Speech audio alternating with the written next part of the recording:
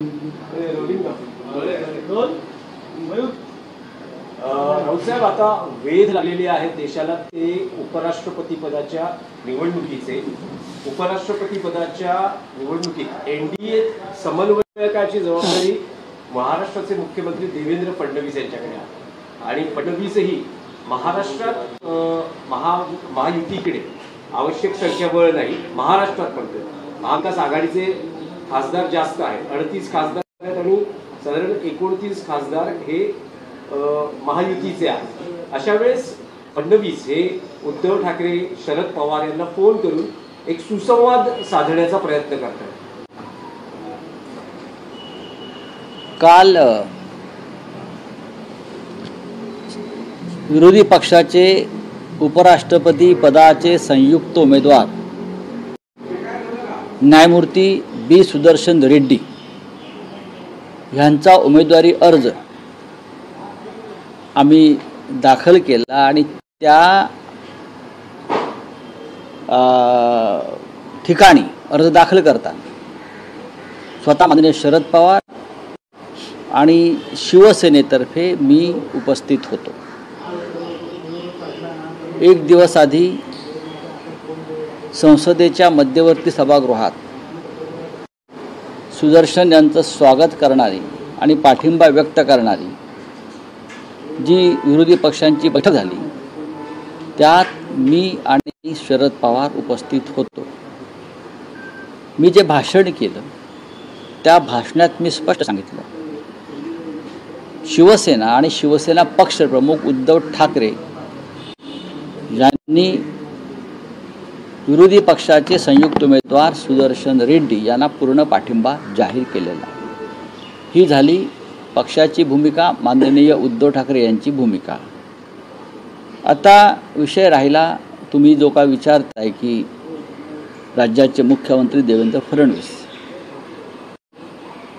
यांनी महाराष्ट्रातल्या प्रमुख नेत्यांना मतांसाठी फोन केला किंवा राजनाथ सिंग जे डिफेन्स मिनिस्टर आहेत ते राष्ट्रीय पातळीवरती बोलत आहेत.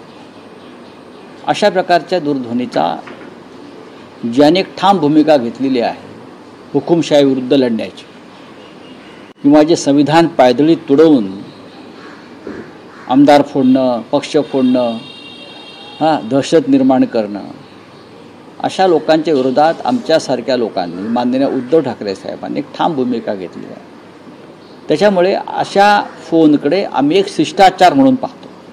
शिष्टाचार मला आश्चर्य वाटतं, जो पक्ष तुम्ही फोडलात हिंदू हृदय सम्राट बाळासाहेब ठाकरेंचा किंवा माननीय शरद पवार साहेबांचा जो पक्ष तुम्ही अशा पद्धतीनं संविधानाच्या विरोधात जाऊन फोडलात, आमदार खासदार 50 कोटीला विकत घेतलेत देवेंद्र फडणवीस आणि त्यांच्या लोकांनी, आणि तुम्ही त्याच पक्षाकडे मतं मागताय.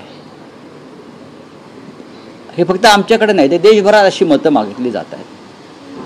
आपल्याकडे बहुमत आहे असं आपण म्हणता, तरी तुम्ही अशा प्रकारे मतं मागण्याची गरज नाही असं एक भूमिका आम्ही सगळ्यांनी घेतलेली आहे. का मतं मागताय तुम्ही आणि तुम्हाला आमच्याकडे मतं मागण्याचा काय अधिकार आहे?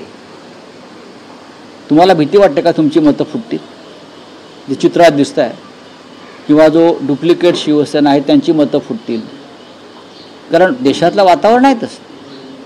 ही निवडणूक उपराष्ट्रपदाची सहज नाही आहे. दोन्ही बाजूंनी ठीक आहे, आज कागदावर बहुमत दिसत आहे, मोदीकडे बहुमत दिसत आहे, पण आंध्रचे उमेदवार असल्यामुळे तेलंगणा आणि आंध्रमध्ये एक अस्वस्थता आहे. ज्या पद्धतीनं आम्ही प्रतिभाताई पाटील राष्ट्रपती असताना, आम्ही एनडीएमध्ये असतानासुद्धा एक मराठी भूमिकन्या म्हणून प्रतिभाताई पाटलांना हिंदू हृदय सम्राट शिवसेना प्रमुख बाळासाहेब ठाकरे यांनी पाठिंबा दिला होता. अशा प्रकारची भूमिका आंध्र आणि तेलंगणाचे खासदार घेतील का अशी भीती या लोकांना वाटते. आणि शिवाय जे वातावरण राहुल गांधींनी देशात निर्माण केलेलं आहे, बिहार असेल, अन्य काही जागातलं असेल, क्रॉस शूटिंग व्हायची शक्यता आहे. देवेंद्र फडणवीस राज्याचे मुख्यमंत्री आहेत किंवा राजनाथ सिंग हे देशाचे संरक्षण मंत्री आहेत, त्यांच्यावर जबाबदारी असेल. त्यांनी तो शिष्टाचार म्हणून माननीय उद्धवजीशी चर्चा केली असेल. तर त्यात वावगं काही नाही. अशा प्रकारच्या निवडणुकामध्ये अशा चर्चा होत असतात. नाही, पण राऊतसाहेब त्यात असं आहे की एनडीएमध्ये तुम्ही घटक पक्ष असताना प्रतिभाताई पाटील किंवा मग प्रणव मुखर्जी यांच्या वेळेस बाळासाहेबांनी एक वेगळी भूमिका घेतली. आज फडणवीस असं आवाहन करत आहेत की एनडीएचे उमेदवार जे महाराष्ट्राचे मतदार आहेत, महाराष्ट्राचे राज्यपाल, आम्हाला देवेंद्र फडणवीस यांनी ही चाणक्यगिरी शिकवू नये. ते महाराष्ट्राचे मतदार आहेत, मग त्यांनी धोतर नेसून जायला पाहिजे, त्यांना लुंगी घातली नसतं. पाहिलं का तुम्ही काल फोटो? कोणताही राज्यपाल हा जेव्हा त्या राज्यामध्ये असतो तेव्हा तो राज्याचा प्रथम नागरिक असतो. Governor is the first citizen of the state असतो. हे आम्हाला माहिती आहे. घटना आम्हाला त्यांच्यापेक्षा जास्त माहिती आहे. आम्ही घटनेचं पालन करतो. ते घटना पायदळी तुडवतात. ते या राज्याचे मतदार आहेत, नागरिक नाहीत. ते आता यापुढे या राज्याचे मतदार नसतील, ते दिल्लीचे असतील. त्यांचं मूळ तामिळनाडूमध्ये आहे, कोइंबतूर. आम्हाला काय सांगताय देवेंद्र फडणवीस? तुम्ही काही सांगता.